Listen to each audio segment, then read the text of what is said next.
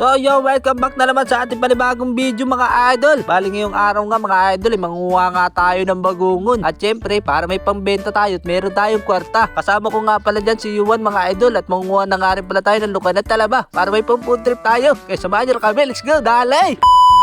So yun, bali ngayong araw nga mga idol, dalawa nga lang pala kami ni Yuan na manguha ng bagongon. Kasi nga, wala nga si Balong mga idol kasi meron siyang trabaho, busy siya ngayon kaya hindi siya makakasama. Kaya nga mga idol, dali-dali na rin kami agad pumunta sa amin pupuntang palaisdaan. Nagsabi na nga rin pala kami mga idol sa may-ari para humingi ng napakaraming bagongon. Gusto ko nga sana mga idol, mga 2 sako sana bagongon na kukuhain namin. Kaso nakakaya naman kaya isang sako na lang. Kaya nga pagkarating nga lang namin dito sa palaisdaan mga idol, grabe, tuwan-tuwa nga kami ni Yuan dyan kasi nga dami namin nakita mga bagongon. Binibilang ko nga dyan, 1, 2, 3, 7 mil. Ang daming bagongon mga idol. Tuwan-tuwa kami dyan, tuwan-tuwa kami. Tuwan-tuwa talaga. At grabe mga idol, hindi nga lang pala bagongon yun nandito sa palaisdaan. Grabe, nakakita rin nga pala kami dito ng mga lukan at saka talaba. Tuwan-tuwa na naman ako dyan. Pero hindi ako nalulungkot. Ako ay masaya mga idol. Masayang masaya ako. Tears of joy ba? Dito nga sa part na to mga idol, grabe, nagsunod-sunod na nga pala mga idol yung aming pangunguha nga dito ng bagongon. Kung makikita nyo mga idol, grabe, tabi-tabi sila dito para sila magkakapitbahay na magkakaaway. At dito nga mga idol, ay binidyoan ko nga yung araw para makita rin yung mga idol kung gaano kami nahihirapan sa pangunguha ng bagongon. Grabe, sobrang tirik ng araw na yan at napakasakit sa balat. At hindi lang yun mga idol, grabe, napakainit nga rin pala ng tubig na tinutungtungan namin. Alas mapasok nga yung aking ulo. Dito nga sa part na to mga idol ay papakita sa inyo ni Yuan kung gaano kakainit dito. At kitang-kita nyo naman mga idol, pawis na pawis nga dito si Yuan at talagang nangingitim na siya at malapit na nga siya magkulay talon. At ayun nga mga idol, makikita nyo naman yung mga bagongon dito, pagapang-gapang. Grabe, nakakaawa sila mga idol kasi nga mainit yung tubig. Kaso nga lang, kailangan natin silang kuhain mga idol para maibenta natin kasi nga wala tayong kwarta. Bali dito nga sa part na to mga idol, grabe, ang dami ko nga nakuha dito. Nilagay ko nga dito sa akin damit.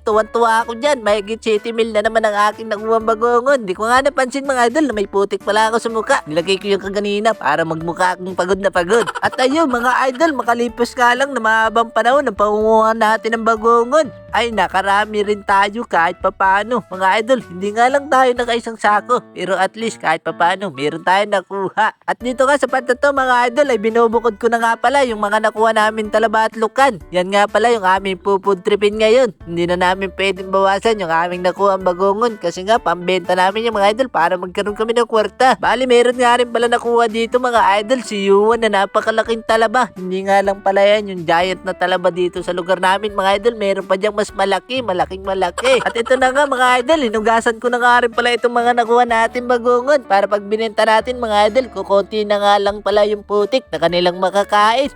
Joke lang mga idol, lilinis natin yan ng mabuti. After all these years nga lang mga idol nagpasigara nga pala dito si Yuan ng apoy para makapagsimula na rin kami makapag-iyaw ng mga nakuha namin talaba at lukan kasi nga nagugutom na din kami ha. At nang magsimula na nga mga idol na magbungahan itong ating mga iniyaw na lukan ay ako naman dito ay busy nagayat na ako dito ng mga sibuyas na gagamitin natin para sa ating gagawing sausawan. At ito na mga idol, luto na itong ating pupudtripin, iniyaw na lukan at iniyaw na talaba. Grabe, ang sarap nito. Tapos isasawsaw mo siya sa sibuyas na may kaunting suka. At syempre bago ang lahat mga idol, kailangan muna natin mag-pray bago tayo kumain. Lord, maraming salamat sa blessing na dumarating sa amin araw-araw. At sana po marami pa pong blessing ang dumating sa amin araw-araw. Yun, thank you po, amen. Kainan na tayo mga idol. At ayun mga idol, first bite nga pala ni Yuan. Grabe, ang lakas niyang kumain. Halos pangalahati na agad yung kanin.